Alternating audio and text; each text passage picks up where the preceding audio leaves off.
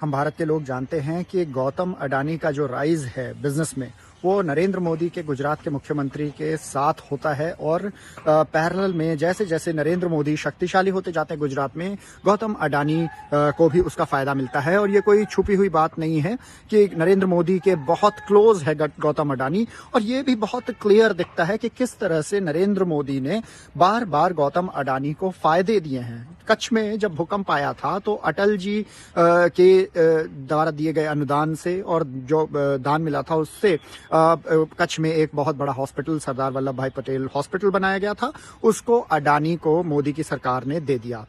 इसी तरह से जो अडानी को मुंद्रा के पोर्ट पर वो 1 रुपए के दर से जमीन दी गई, जो कि बाद में भारतीय एयरफोर्स को भी मांगे जाने पर उस दर से नहीं दी गई। इसके अलावा गौतम अडानी लगातार जो गुजरात को बिजली सप्लाई करते रहे हैं और भारतीय जनता पार्टी शासित प्रदेशों में बिजली सप्लाई करते रहे हैं। पहले कर्नाटक रहा है, गुजरात की जो सौर ऊर्जा सोलर एनर्जी गुजरात सरकार उनसे खरीद रही थी, और या फिर अभी महाराष्ट्र है। ये कहीं भी जो बिजली सप्लाई कर रहे हैं इसकी दर बहुत महंगी रही है। यहां तक कि पंजाब में जब कांग्रेस की सरकार थी तो भी बिजली की दर वो करीब 6.5 रुपए की दर से बेच रहे थे। और आम आदमी पार्टी की सरकार आने के बाद ये रेट आम आदमी पार्टी की सरकार ने जो बिजली की दर अपनी खरीद की वो 1.51 कर दी। इससे पता लगता है कि किस तरह से बेईमानी की जा रही थी और इसमें अडानी को फायदा पहुंचाया जा रहा था। इसके अलावा अडानी के पोर्ट पर लगातार बहुत सारी अरबों खरबों की ड्रग्स पकड़ी जाती रही है, उतरती रही है, लेकिन अडानी के खिलाफ इसके पे कोई एक्शन नहीं किया है नरेंद्र मोदी की सरकार ने। अडानी ने जो जंगलात खरीदे हैं, जो कोयला खदानें खरीदी हैं देश भर में, वहां पर भी विरोध लोकल नागरिकों का चलता रहा है। लेकिन नरेंद्र मोदी या भाजपा की सरकारें उस अडानी को वहां पर मजबूत करने के लिए, उसके हाथों में सब कुछ छीन कर देने के लिए लगातार सपोर्ट करती रही है उसे। और जो लोकल लोग हैं, कभी चाहे वो किसान हो चाहे वो गांव वाले हों, इनका हमेशा उत्पीड़न करती रही है, उनके हाथों से चीजें छीनती रही है। हमने देखा कि बांग्लादेश को बिजली सप्लाई करने के लिए जो पावर प्लांट डालने के लिए अडानी को गोड्डा में, झारखंड में जमीन दी गई। और गोड्डा में किस तरह से आदिवासियों से छीन कर जमीन दी गई, वहां पर गोलीबारी भी हुई, कुछ लोगों की मौत भी हुई, बहुत बड़ा आंदोलन चला, लेकिन अंत में अडानी की ही जीत हुई। बांग्लादेश सरकार से कहा जाता है कि सेटिंग करके, जो शेख हसीना वाजेद की सरकार थी, नरेंद्र मोदी ने वहां पर कॉन्ट्रैक्ट दिलाया, बांग्लादेश में बड़ा बिजली का कॉन्ट्रैक्ट अडानी को दिलाया। इसी तरह से केन्या में हाल ही में सामने आया, केन्या के पूर्व प्रधानमंत्री ने ये सीनेट में ये एक्सेप्ट किया कि जब नरेंद्र मोदी गुजरात के मुख्यमंत्री थे उस समय केन्या के ऑफिशियल्स को गुजरात बुलाया था, अपने खर्चे पर इनवाइट किया नरेंद्र मोदी ने, और सरकारी खर्चे पर, और वहां पर अडानी के जो प्रोजेक्ट्स थे उनकी सैर कराई गई, उसकी मैन्युफैक्चरिंग यूनिट्स की, उसके द्वारा बिछाई गई रेल लाइन प्रोजेक्ट की आदि, और बंदरगाह, एयरपोर्ट, इन सब का जो सैर कराई गई और अडानी को इंट्रोड्यूस कराया गया कि आप इससे बिजनेस कीजिए, ये किया गया। सेम यही बात श्रीलंका की संसद में भी, श्रीलंका की जो गोटबाया राजपक्षे की सरकार थी उसके पलटने के बाद संसद में ये सामने आई कि प्रधानमंत्री भारत के नरेंद्र मोदी ने एक तरह से प्रेशराइज किया था अडानी के साथ डील करने को श्रीलंका की सरकार को। श्रीलंका की सरकार जब राजपक्षे की सरकार थी तो अडानी ने जो बात कर रहे थे, करीब 3 एयरपोर्ट्स इंक्लूडिंग द बंडारानायके एयरपोर्ट, उसको टेक ओवर करने की, और इसके खिलाफ श्रीलंका के लोगों का भारी आंदोलन चल रहा था, बहुत विरोध हो रहा था, लेकिन राजपक्षे सुन नहीं रहे थे। तो एक जो असंतोष श्रीलंकन लोगों में पैदा हुआ था, अन्य कारक भी थे, उसके अलावा ये कारक भी था कि श्रीलंका की सरकार अडानी को फायदा पहुंचाने के लिए श्रीलंका के लोगों का नुकसान कर रही थी। और इसलिए अंत में सभी ने देखा कि किस तरह से जन विद्रोह हुआ और गोटबाया राजपक्षे को जान बचाकर श्रीलंका से भागना पड़ा। लगभग यही हश्र शेख हसीना वाजेद का भी हुआ, जो कि बांग्लादेश की प्रधानमंत्री थी, और गैर वाजिब तरीके से बार बार वो अडानी को तरह तरह से फायदा दे रही थी। बांग्लादेश के लोगों ने विद्रोह कर दिया और शेख हसीना वाजेद को वहां से भागना पड़ा। और इसमें कोई हैरत की बात नहीं है कि नरेंद्र मोदी ने उसको, शेख हसीना वाजेद को भी भारत में रखा हुआ है, बांग्लादेशी को अवैध रूप से कहेंगे कि भारत में नरेंद्र मोदी ने रखा हुआ है। और इसके अलावा अडानी का बहुत बड़ा विरोध जो कोयला खनन जो खाने लेने के लिए ऑस्ट्रेलिया में पहला जो विदेश में विरोध हुआ अडानी का, वो ऑस्ट्रेलिया में हुआ था। ऑस्ट्रेलिया के नागरिकों ने इसका बहुत भारी विरोध किया, पूरे वर्ल्ड में न्यूज़ बनी थी। और आपको याद होगा कि उस वक्त जो एसबीआई है, एसबीआई ने उस कोयला खदान के लिए 1 अरब रुपए का लोन वो लगभग सैंक्शन कर दिया था अडानी को। लेकिन जो भारी रोष उठा भारत में और सोशल मीडिया पर इस पर करारी आवाज उठाई गई, विपक्ष ने आवाज उठाई, उस वजह से ये लोन सैंक्शन नहीं कर पाई एसबीआई। हमने देखा कि हिंडनबर्ग की रिपोर्ट ने बताया कि किस तरह से अडानी के जो अधिकतर जो ऑफशोर एंटिटीज में मनी लॉन्ड्रिंग के द्वारा पैसा वहां भेजा जा रहा है, जहां पे अडानी के क्लोज जो लोग हैं या उसके रिश्तेदार हैं वो बैठे हुए हैं और फर्जी कंपनियां, शेल कंपनियां बनाकर और मनी लॉन्ड्रिंग कर रहे हैं। मॉरिशस जैसी जगहों में बैठे हुए हैं, मनी लॉन्ड्रिंग कर रहे हैं। बहुत सारी ऐसी कंपनियां जहां हिंदुस्तान से काला पैसा भेज रहा है अडानी और उसको वापस री इन्वेस्ट करा जा रहा है वाइट कन्वर्ट करके, और ये मॉरिशस और केमन आइलैंड्स जैसी जगहों पर पार्क कर रखा है अपना बहुत बड़ा फंड अडानी ने।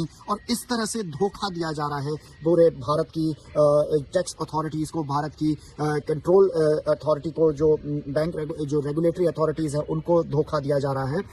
हिंडनबर्ग ने ये सब खुलासे किए, लेकिन इसके बाद जाहिर तौर पर नरेंद्र मोदी की सरकार ने अडानी को क्लीन चिट दे दी। और क्लीन चिट इसलिए भी दे दी क्योंकि जो सेबी है उसकी अध्यक्षा कौन थी? उसकी अध्यक्षा वो शख्स थी जो खुद कॉम्प्रोमाइज थी, जिन पर भ्रष्टाचार के आरोप ही नहीं लगे। बहुत सारे सबूत अब सामने आए हैं कि किस तरह से उन्होंने फायदे लिए उस पोजीशन पर रहते हुए। ये वो है माधवी बुच जो कि पहली प्राइवेट कॉर्पोरेट जगत से नौकरी करके सीधे उनको उठाकर सेबी में ले आए थे नरेंद्र मोदी। और जाहिर तौर पर वो अपना भी कमा रही थी, अपना जिन कंपनियों को वो कंट्रोल कर रही होती थी वो दरअसल उनसे पैसे भी ले रही थी। उन्होंने काफ़ी पैसा सिंगापुर में भी लगाया। ये सब तो जाहिर तौर पर क्योंकि माधवी बुच कॉम्प्रोमाइज थी, इसलिए सेबी ने बचाव किया गौतम अडानी का। स्विस अथॉरिटीज ने खबर आई थी कि 2021 में इन्वेस्टिगेशंस के बाद, फ्रॉड की इन्वेस्टिगेशंस के बाद स्विस अथॉरिटीज ने तकरीबन $310 मिलियन की जो संपत्ति है, जो ये अकाउंट्स हैं, ये अडानी के फ्रीज कर दिए थे। तो केन्या हो गया, ऑस्ट्रेलिया हो गया, स्विट्जरलैंड हो गया, बांग्लादेश हो गया, इन सारे देशों में देश का नाम नरेंद्र मोदी के रिकमेंडेशन से रोशन कर रहा है गौतम अडानी। ये भी पकड़ में आया कि किस तरह से कोयला तो सस्ता खरीद रहा था गौतम अडानी, और वो अपनी एक कंपनी जो बनाई हुई थी कि ये पूरे के पूरे पैसे में धांधली करने और व्यापार में घाटा दिखाकर उसको अपनी अकाउंट बुक्स में फोर्जरी करने के लिए, तो किस तरह से उसने जो कोयला तो खरीदा सस्ता ऑस्ट्रेलिया से, लेकिन अपनी ही कंपनी को इंडोनेशिया में बेचा, और फिर एकदम से वही कोयले की क्वालिटी बढ़ी हुई दिखाकर शिप को, वो ऑन रूट ही शिप में पड़े पड़े वो कोयला हाई क्वालिटी का बता दिया गया, उसकी कीमत बहुत महंगी कर दी गई। तो ये सब जो धांधली है इस पर पूरी तरह से चादर डाल रखी है नरेंद्र मोदी ने प्रोटेक्शन देकर। आप ये मत समझिए कि गौतम अडानी को प्रोटेक्शन देकर नरेंद्र मोदी देश का भला कर रहे हैं। गौतम अडानी ने ले देकर इतना बड़ा कॉन्ग्लोमरेट बनाकर करीब 33-34 हजार लोगों को केवल नौकरी दी है। ये कोई आम भारतीय कंपनी भी इतने लोगों को नौकरी दे देती है। इतना दुनिया में दूसरे नंबर का सबसे रिच होने के बावजूद गौतम अडानी ने देश के साथ अपनी दौलत नहीं शेयर की, देश के लोगों को रोजगार नहीं दिया, उद्योग धंधे ऐसे कुछ नहीं स्थापित किए जिससे देश की वैल्यू बढ़े। ये केवल यहाँ के प्राकृतिक रिसोर्सेज का दोहन किया है, और इसके अलावा हमारी सरकारों से सेटिंग करके उनको लूटा है, हमारे पैसे को लूटा है, उन्हें महंगी बिजली सप्लाई दी है, उन्हें महंगा कोयला दे रहा है, और हमारे टैक्स के पैसे को चोरी करके विदेश ले जा रहा है, विदेश में पकड़ा जा रहा है। आज ये सामने आ गया। यूएस की अथॉरिटीज ने सीएनबीसी की न्यूज के हिसाब से अगर जाएं तो गौतम अडानी के खिलाफ अमेरिकन कोर्ट ने गिरफ्तारी का वारंट जारी कर दिया है। अडानी ने फ्रॉड किया गया, ऐसा आरोप लगाया है कि अडानी ने यूएस इन्वेस्टर्स को ठगने के लिए फ्रॉड किया और करीब 200 मिलियन से ज्यादा की 200 मिलियन के करीब जो रिश्वत वो भारतीय अथॉरिटीज को दी, और ये बात छुपाई ताकि उसको यूएस से फंडिंग मिल सके। यूएस में अब शिकंजा कसा जा रहा है गौतम अडानी के ऊपर।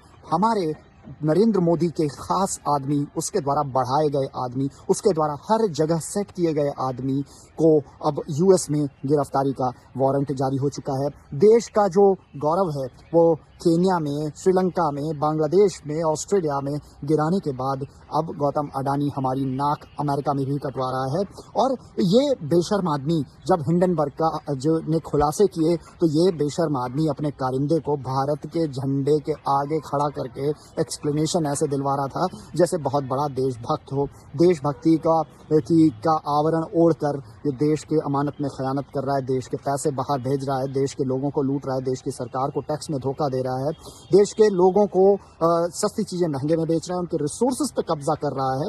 अभी भी धारावी पे जो उसको हक दिए जा रहे हैं भाजपा सरकार द्वारा, उसके खिलाफ भी बड़ा आंदोलन है। अडानी की हर जो कार्रवाई है उसमें कहीं ना कहीं इंसान का, प्रकृति का, लोगों के हकों का दोहन हो रहा है दुनिया में कहीं भी, इसलिए उसके खिलाफ इतना विरोध है। हाँ ठीक है, वो बहुत अमीर हो चुका है और उसको गिराना मुश्किल हो रहा है क्योंकि पैसे की ताकत दुनिया में काफी है, और जब खुद एक देश, दुनिया की सबसे बड़ी आबादी वाले देश का प्रधानमंत्री उसको बैकअप कर रहा हो, उसके अपराधों को कवर कर रहा हो, तो ये मुश्किल हो जाता है। लेकिन फिर भी दुनिया के लोगों को अडानी के बाद के विरुद्ध अब खड़ा होना पड़ेगा, ऐसा समय आ गया है। इस अपराधी को भारत का चेहरा बनाकर पेश करना, इस अपराधी को भारत के प्रधानमंत्री के नजदीक रखना, इस अपराधी को भारत के रिसोर्सेज और भारत के लोगों के पैसे को चूसने की जो छूट दे रखी है प्रधानमंत्री ने, इस पर कट लगाना पड़ेगा। लोगों को अडानी के खिलाफ उठकर खड़े होना पड़ेगा।